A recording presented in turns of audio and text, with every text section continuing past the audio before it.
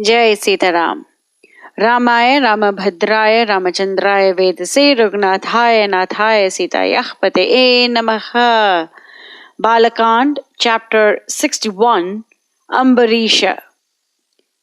In the previous chapter, we saw how by the might of his tapas, Visvamitra was able to create a new asterisms and constellations for Trishanku, the royal Chandala. And now we're going to see another stage of his mighty prowess. This is the pastime wherein he helps his nephew Sunhasheppa. And this goes on for a couple of chapters. Verse 1. Visvamitro Mahatejah Prasthitan Vikshyataan Rishin Abravit Narashardula Sarvantan Vanavasinaha. Visvamitra saw them depart, the holy sages, and addressed himself to the dwellers of that forest. Verse 2. Mahavignaha pravritto ayam dakshinam astito disham anyam prapatsyamaha tatra tapsyamahe tapaha. The southern quarter, where now we are, is not favorable to our purpose. Let us proceed to the west and continue our tapas there. For a mighty check has been placed upon us here.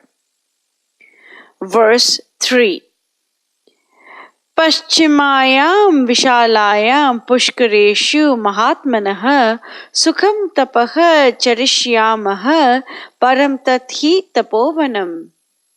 The forests of Pushkara will, I am sure, prove more congenial to our quest, for as a holy spot it has no equal.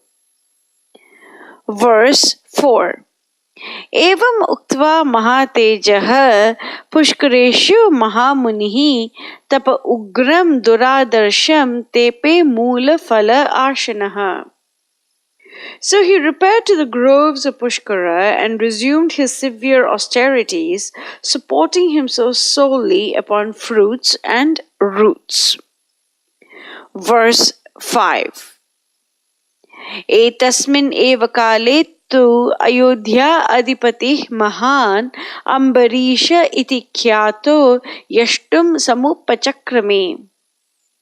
It was about that time that Ambarisha, the ruler of Ayodhya, set about to perform a grand sacrificial rite. Verse 6. Tasya vai yajamanasya pashum indro jaharaha pranashte tu pashau vipro rajanam idam abravit. During this sacrificial rite, Indra made away with the consecrated horse.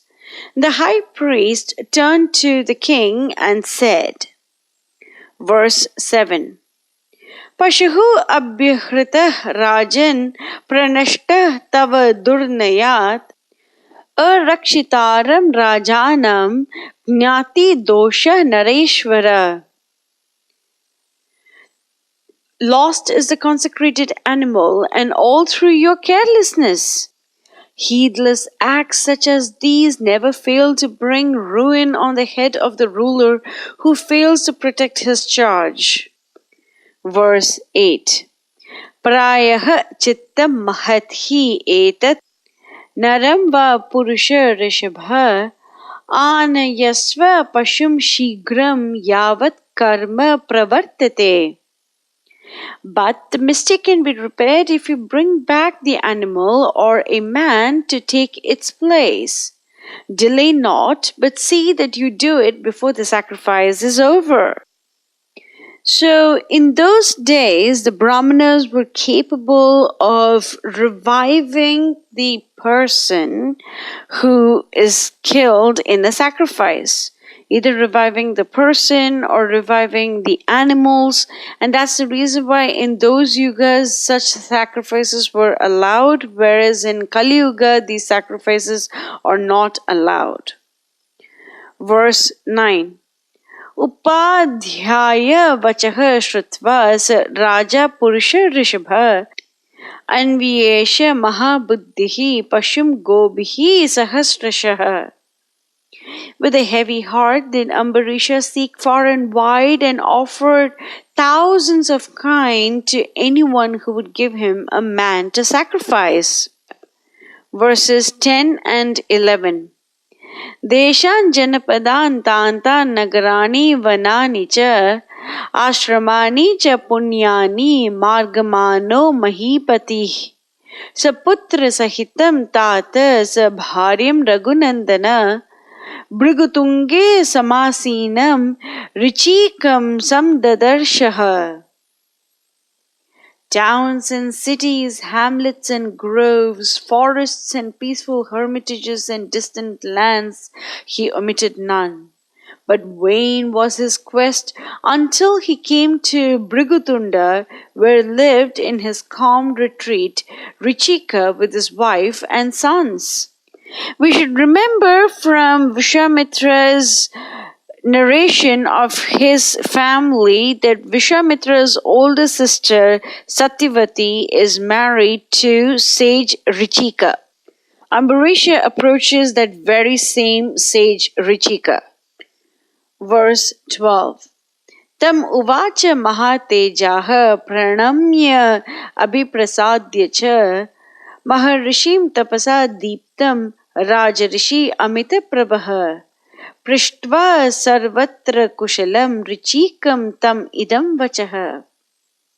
Him the royal sage approached of boundless glory and reverence paid, proffered his request to the pleased Maharishi, radiant in the might of his tapas. Verse 13. Gavam shata sahasrena vikrinishe sutam yadi pasyoh arthe mahabhaga krita krityo asmi bhargava. Hail to thee, Holy One! Is it well with thee and thy peaceful round of religious duties? Come hither, have I to beg of you one of your sons for a sacrificial offering. Thousands of kine shall be thine if thou but fulfill my purpose and bring peace to my tortured heart. Verse 14. Sarve parigata desha yagniyam na labhe pashum datum arhasi mulyena sutam ekam iti mama. Far have I roamed and humbly sought for anyone who would consent to furnish me with a sacrificial victim, and my last hope rests in thee. Take whatever price thou wilt, but give me one of thy sons. Verse 15.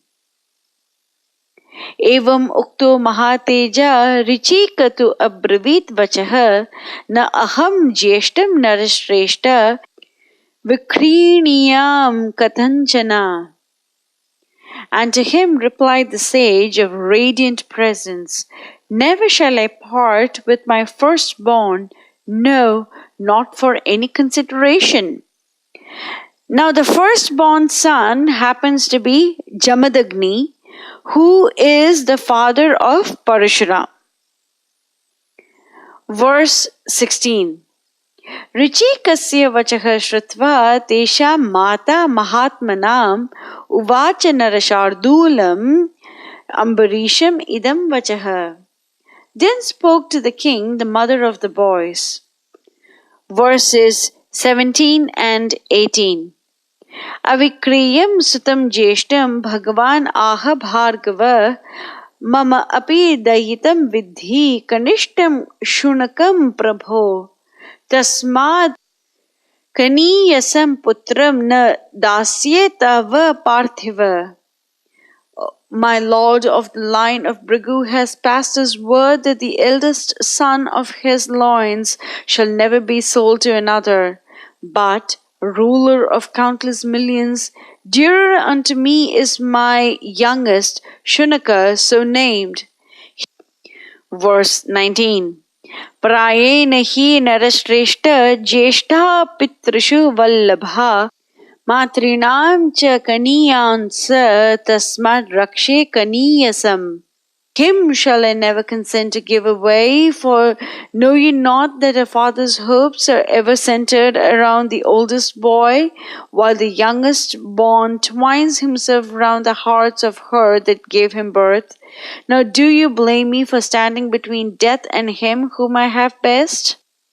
The youngest son is Shunaka, and now we are going to see who the middle son is. Verse 20. उक्तवाक्य मुनौ तस्मिन् मुनिपत्न्यां तथैव च सुनशेपः स्वयं राम मध्यमो वाक्यम् अब्रवीत्. Sunhasheppa, the midmost of the three, listened to the words of his parents and with a firm heart said to the king. Verse 21. पिता ज्येष्ठम् अविक्रीय माता च आह कनीयसं विक्रीतं मध्यमं मन्ये राजपुत्र नवस्य माम्. He that came unto the world before me is dear unto my saintly father. He who saw the light after me is no less so unto my mother. So they shall not be, my parents would have it so. Then it goes without saying that he who remains is welcome to be taken by thee. Lead me, O king, where thou wilt. Verses 22 and 23. अथ राजा महाबाहो वाक्य अन्ते ब्रह्मवादिनः हिरण्यस्य सुवर्णस्य कोटिभिः रत्नराशिभिः गवां शतसहस्रेण सुनशेपं नरेश्वरः गृहीत्वा परमप्रीतो जगाम Raghunandan. Sunhasheppa of matchless wisdom, having thus sold himself unto the king Ambarisha, his heart dancing with joy, loaded the sage with rich gifts and costly silver and gold, gems and precious stones of countless value, and hundreds of thousands of cattle. Verse 24. Ambarishah tu rishi ratham aropya satvarah Sunhashepam mahateja jagama ashu mahayashah. He took respectful leave of the saintly pair, and placing the hard-won Sunhasheppa on his royal car, wended his way back to where stands the lordly Ayodhya. This concludes the 61st chapter of Bala. In the next chapter, we will see how Sunhasheppa takes the shelter of sage Visvamitra, his uncle. Mangalam Koshalendraya Mahaniya Gunabde Chakravarti Dhanurjaya Sarvabhaumaya Mangalam. Jai Sitaram.